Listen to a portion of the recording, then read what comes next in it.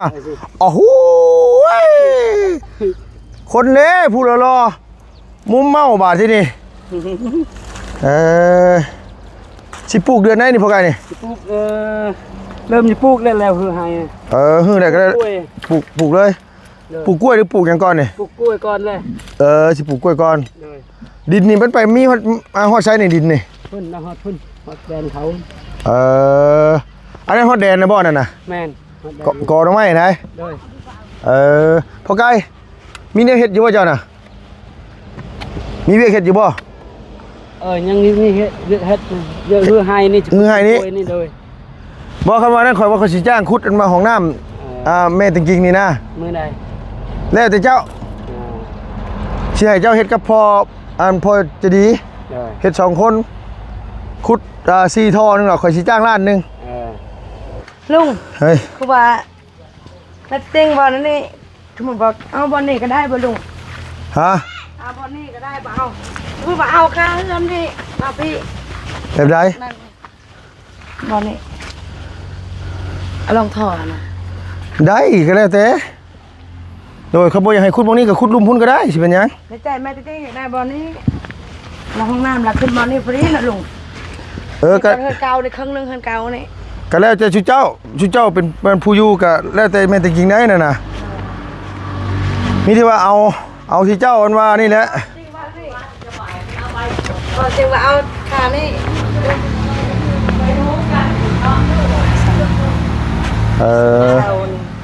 แต่บอลนี่เห็ดองนะมองได้เห็ดคุมมั้ยน่ะมองได้เจ้าใหญ่กว่าคุดน่ะคุมมันลุ่มนี่ฮะคุมมองลุ่มนี่บ่มองจุดไฟนี่บ่ป้าท่อมันสิใช้จากท่อมันคือสิไกลแท้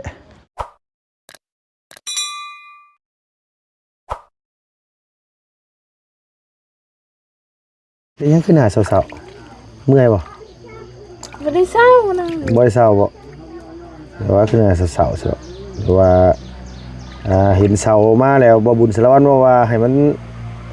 ตากฝนไว้จักปี2ปีมันจะแข็งแรงพอนี้หนูบุญว่าสิรถเฮ็ดหน้าบูดไปบ่เกี่ยวบ่เกี่ยวบ่ดีใจบ่นะดีใจเด้อได้เสามา12ต้นพี่น้องเอ้ยหน้า15เพิ่นจ่ายไปเท่าไหร่นะ10 ล้าน230,000ดอก10 ล้านเพลงเนี่ยไก่เหนียวได้พี่น้องเอ้ยบ่เป็นไก่นั่นนะไก่เหนียวเลยขั่วโอ้แซ่บแท้ๆได้นี่ยังไม่ได้กินข้าวเช้าบ่เจ้ากะหาจะมาจัดกล้วยด้วยนางเนาะเอาสบายดีป้าลุงนะทั้งละโดยสบายดีเด้อพี่น้องเด้อกราบทักทายสบายดีช่วงเช้าๆเนาะพี่เนาะพอดีว่าซื้อไก่มาให้น้องเพิ่นแล้วก็ซื้อข้าวมานำแน่ก็มีว่าข้าวเบิดแล้วเพิ่นซั่นว่าลุงมันมากินเรื่อยอยู่นี่พี่น้องเอ้ยเกรงใจเด้เจ้าเบิดยันลุงนี่ไปจักนางบ่ใช่ลุงกินเรื่อยพี่น้องเพิ่นแฮงว่าลุงมากินตลอดลุงถนัดแดกว่าซั่นว่าถนัดแดกหมายความว่านี่ก็หมายความว่ากินเรื่อยแหละสงสัยแต่ก็บ่เป็นหยังพี่น้องเอ้ยเนาะเฮามากินเรื่อยเฮาก็ซื้อมาเราเห็นได้สามมันกินเรื่อยเลยก็ซื้อคืนเพื่อนนะกินตลอดซื้อมากระสอบนึงเลยมึงใหญ่ได้พี่น้องเลยซื้อเป็นกระสอบไว้นางเลยลุงกินลายได้พี่น้องเลยเนาะเห็นได้สะเมื่อคืนนี่โอ้ยพี่น้องเลยฝันว่าตักกันว่าขอโทษขออนุญาตน้ำตักขี่ออกจากห้องน้ำเถื่อเป็นกระถางในนางแต่ขี่ไม่ได้มินในนางไอ้ขี่เนี่ยนะขี่แบบคือโจกนี่ว่ะนี่โอ้ลุงสิได้เงินแล้วแน่นบ่นางโอ้สาธุพี่น้องเลยเนาะได้เงินสมพรปากอันสาวกุมีว่าดีกว่า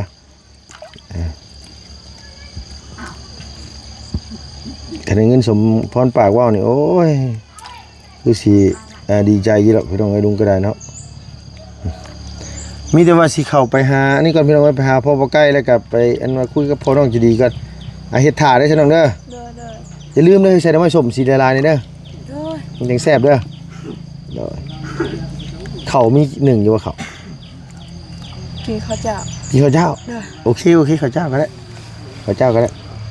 ข้าวเจ้าเนี่ยมันจะเข้ากันเก่งอันว่าขวดไม่ส้มไอ้ขวดไก่ใส่ไม่ส้มใส่กินก็ข้าวเจ้าโอ้สุดยอดเลยแหละคักแล้วนะคักแล้วข้าวเจ้าหุงข้าวเจ้าวะ ข้าวเหนียวหมดเลยเด้ ฮะ วัน ข้าวเหนียวเบิดแล้วข้าวเหนียวเบิดกับบุซื้อเป็นไงพี่น้องเอ้ยเงินซื้อมาสั่งเวียดอยู่เวียดมาเวียดมาขายขนมมัน เอาเป็นนักสั่งไปซื้ออยู่บ้านดงก็ได้ ไม่ได้ไปซื้อเด้ โอ้โหเนาะลุงซื้อมาเมื่อกี้นี่กระสอบหนึง700,000โดยคันว่าอันว่ามันมี600,000กับ700,000ลุงซื้อเอา700,000มากินเองเด้พี่น้องเอ้ยเพราะว่าหยังเนาะเพราะว่าเฮาก็มากินเรื่อยอยู่นี้กินหลายก็เกรงใจเพิ่นนะ FC เพิ่นยังเว้าอยู่เว้าลุงตลอดเพิ่นด่าลุงตลอดนั่นไงด่าลุงยังหนัวเนาะ ลุงไม่ได้มากินตลอดเนาะมาไล่รวม3เทื่อว่ะลุงมากินนี่3หรือ4แล้ว โอ้กินอยู่กินเรื่อยก็หันอยู่นางเอ้ยโดย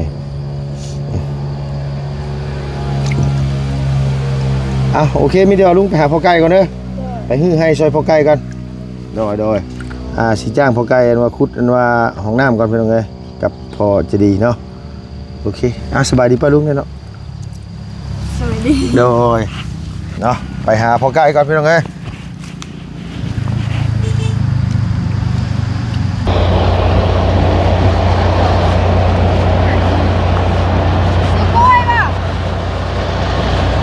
ขายกล้วยบ่เฮ้ย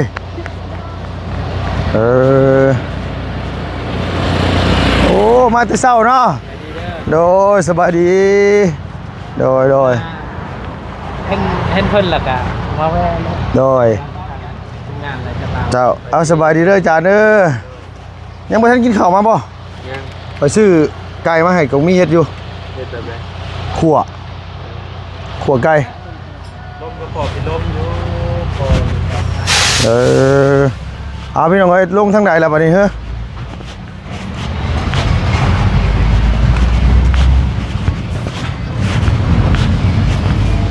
พอไก่ลงทางนี้ได้บ่ดีนะ ลงอยู่พุ่นก็ได้ลงอยู่นี่ก็ได้อยู่ดิ นี่ได้ฮะ ลงได้ ลงได้เนาะหมื่นพระราชตรงนี้ก็เจ็บคิงอีกแล้วนี่โธ่ยังไงเนาะ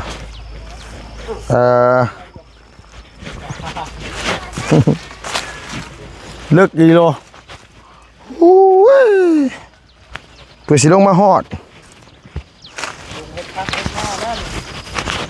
โอ้ยไก่เอ้ยจะไปเห็นยังลูกหลานนะโอ้ไก่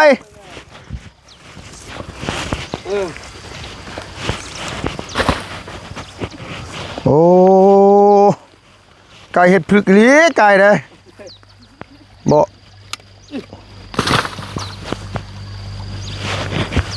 พลึกลีไก่ลุงยอมเจ้าเด้อไก่เอ้ย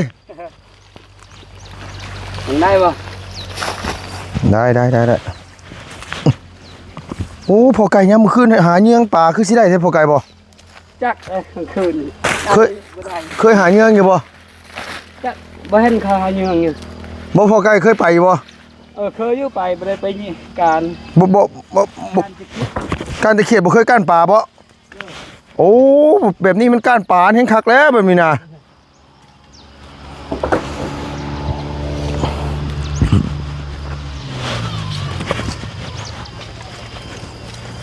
ฮึบ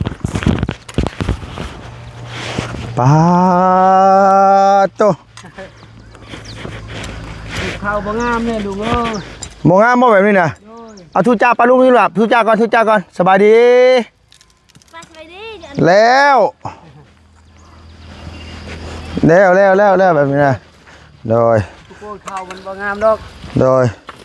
ดินทีน งามคือเก่าเขาแหละอันนี้ก็เมื่อยเอาสบายดีด้วยแม่ไก่เด้อป้าลุยแต่เช้าเลย โดย เอาทุจ้าสบายดีป้าลุงเนี่ยลูกละ สบายดี โดยใกล้เพิ่งหาเพิ่งลุงเบิ่งหน้าอยู่ลูกเบิ่งหน้าอยู่หาลุงเบิ่งหน้าด้วยโอ้โหคนเล่ผู้รอมุมเมาบาดที่นี่สิปลูกเดือนไหนนี่พ่อไก่นี่ ปลูก เริ่มจะปลูกได้แล้วคือให้ ฮือได้ก็ได้ กล้วย ปลูกเลยปลูกกล้วยหรือปลูกหยังก่อนนี่ ปลูกกล้วยก่อนเลย สิปลูกกล้วยก่อน เลย ดินนี่มันไปมีฮอดใช้ในดินนี่ พุ่นนะฮอดพุ่นฮอดแดนเขา อันนั้นฮอดแดนนะบ่นั่นน่ะ แม่นฮอดแดน กอดอกไม้นะ เลย พอไกลมีแนวเฮ็ดอยู่บ่เจ้าน่ะมีเวียกเฮ็ดอยู่บ่ ยังนี่เฮ็ดเยอะคือให้นี่ คือให้นี่ กล้วยนี่เลย บ่คำว่านั้นข่อยว่าเขาสิจ้างขุดอันมาห้องน้ำแม่จริงๆนี่นะ มื้อใด แล้วแต่เจ้า อ่า สิให้เจ้าเฮ็ดกับพ่อพอจะดี เลย เฮ็ด2คนขุด4ท่อนึงน่ะข่อยสิจ้างล้านหนึง บางคนเฮาจะฮือ2มือก่อนเด้อ โดย เมียว่าฮือบ่ได้ถ้าข้างลูกแน่ โดย คัน มีแต่ว่ายังบ่ได้พาวดอก เลย มีแต่ว่าข่อยสิจ้างเจ้าข่อยสิไปบอกพ่อจริงๆว่าบ่ต้องให้เราเฮ็ดแล้วเพราะว่าทั้งอ้ายแล้วบอกว่าพอจริงๆแล้วเฒ่าแล้ว เราก็เลยบอกว่าให้บอกพ่อจะดีกับอันว่าบอกพ่อไก่อันว่าเฮ็ดให้ก็ได้แล้วว่าเดี๋ยวจ้างเพิ่นแล้วว่าโดยก็ขุดลงไปประมาณสัก4ท่ออะไรประมาณเม็ดปลายเม็ด80หรือว่า2เม็ดนี่แหละโดยบ่ต้องขุดซ้ำของชาวกรุงมีเด้ของชาวกรุงมีมันเลิกโพดน่ะอันนั้นมันเลิกโพดแล้วมันเมื่อยชูเจ้าแล้วแม่นจังดอก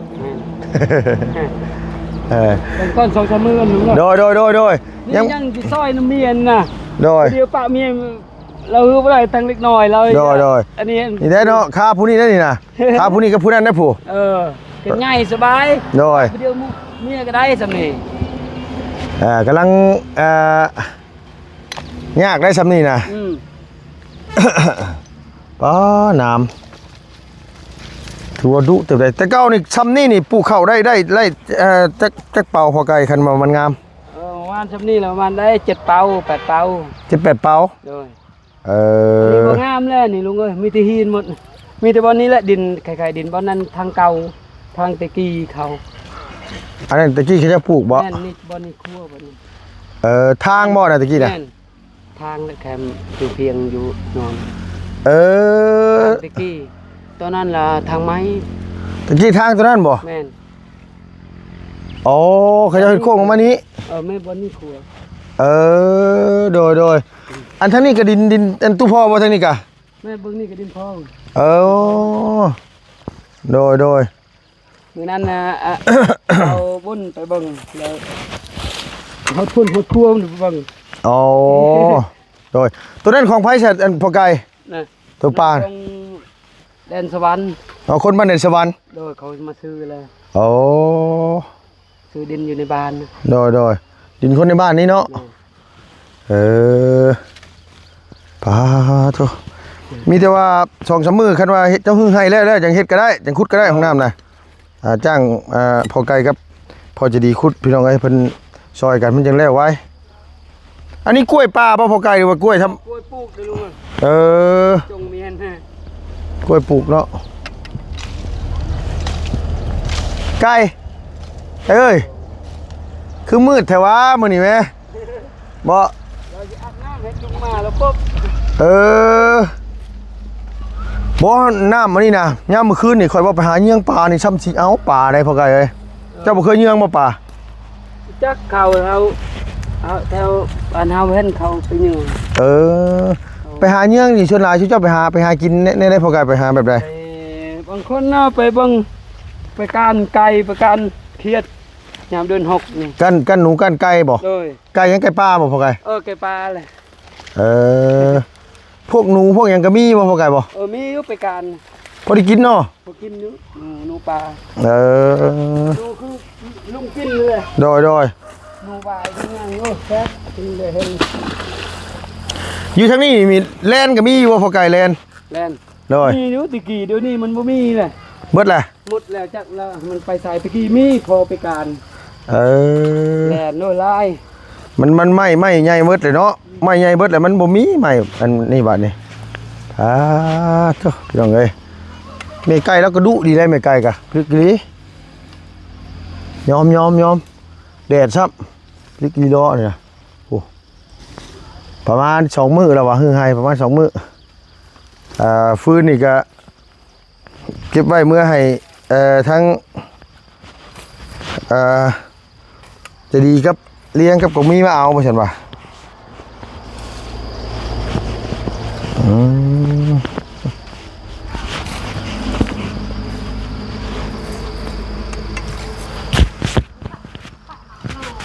ขึ้นได้บ่ลุงได้มาได้ก็ต้องขึ้นได้เด้อเฮ้ยมาได้ขึ้นบ่ได้คือเก่าแล้วฮึบเฮ้ยบายบายแล้วเจ้าบ่ได้กินขนมข่อยดอกเอาบ่เงินซื้อขนมเนี่ยบ่เอาบ่เงินซื้อขนมโอ้ยย่านลุงย่านนี่หยังวะบ่มีไผใจดีสำลุงแล้ว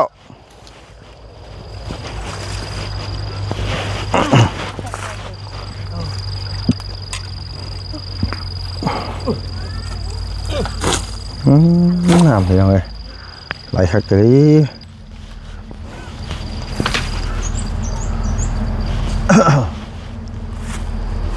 ผู้โอ้ยห่วยกะ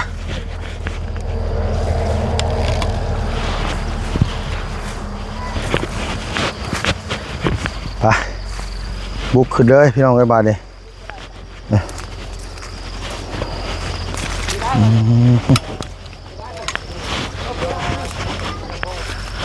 มาบอกพอไกลไม่ไกลเห็นว่าสิให้เราอันว่าขุดของน้ำให้ป่ะเราว่าหึ่งให้แล้วก่อนจัก2-3 มื้อเพิ่นเลยเนาะ สิจ้างเราขุดอันว่าของน้ำแม่น้องจังกินอ้าวเว้ย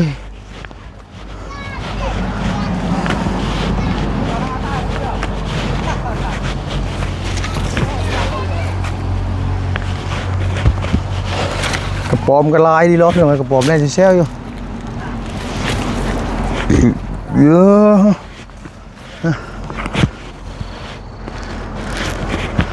เมื่อยแห้งฮะ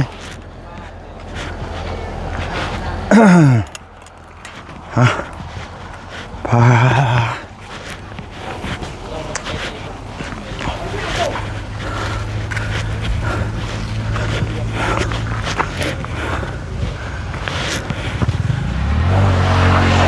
เป็นจ้างปั๊บโดยสวัสดีโดยโอ้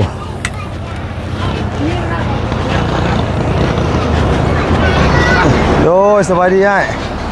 กินยังได้นี่นะกินข้าวปุ้นอบงัวเขาหวานเชื่อมข้าวปุ้นอบงัวเขาอบงัวเราขายแล้วขอน้ำมันละลายมันใช้จืดพุ่นต่างหากโดย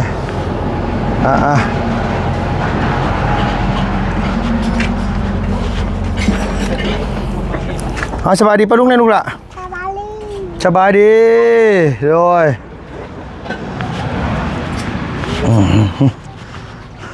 ใช่ข้าเจ้ายุดอีกบ่มื้อนี้นะยุดมือสบายดีเด้อ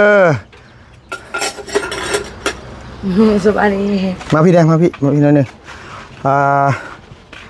ห้องน้ำนี่คอยสิสร้างพอไกลเด้อครับมันว่าพอจะดีขุดเด้อเพราะว่าลุงเฮ้ยคือว่านัดเต็งบอลนั่นนี่ทุกคนบอกเอาบอลนี่ก็ได้บ่ลุงฮะเอาบอลนี่ก็ได้บ่เอาคือว่าเอาข้างเรื่องนี้เอาพี่แบบใดบอลนี่ลองถอดนะได้ก็แล้วแต่โดยเขาบอกอยากให้ขุดบอลนี้กับขุดลุ่มพุ่นก็ได้สิเป็นยังในใจแม่ติ๊กอยากได้บอลนี้มาห้องน้ำหลักขึ้นบอลนี่ฟรีนะลุงก็เฮือนเก่าในครึ่งนึงเฮือนเก่านี่ก็แล้วแต่ชูเจ้าเป็นผู้อยู่ก็แล้วแต่แม่ตะกิงได้น่ะนะมีที่ว่าเอาที่เจ้าอันว่านี่แหละก่อนจริงว่าเอาขานี่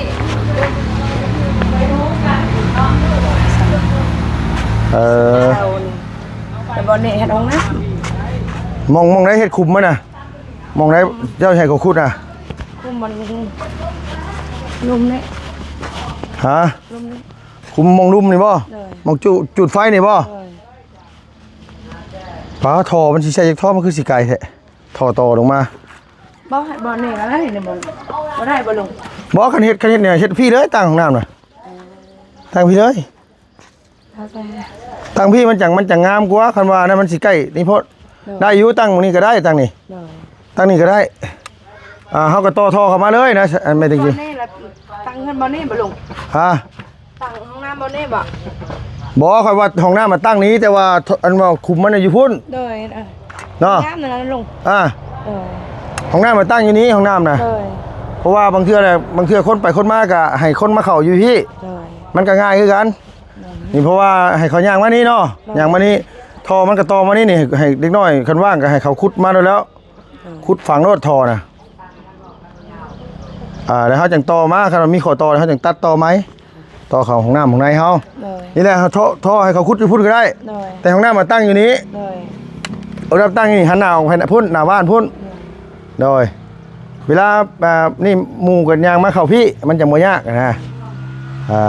ประมาณนั้นก็ได้เนาะ เลย เดี๋ยวสิค่อยสิบอกให้เขาตั้งเราตั้งหมองนี้แหละครับว่านั่นน่ะ เลย มันจะงาม แล้วพอจะเต็งกว่าเอาขาเสานั้นมาพี่หันแล้วว่าบ้านนั้นก็ต้องคุดลูกมันนั่น แมนใครพูดเนี่ยมันต้องขุดอยู่พุ่นคุดบังกล้วยหอมนี่พอดีกันเนี่ย โดยบ่ฮอดก็กล้วยหอมก็ขุดอยู่นี่นะขุดอยู่นี่ขุดอยู่นี่ก็ได้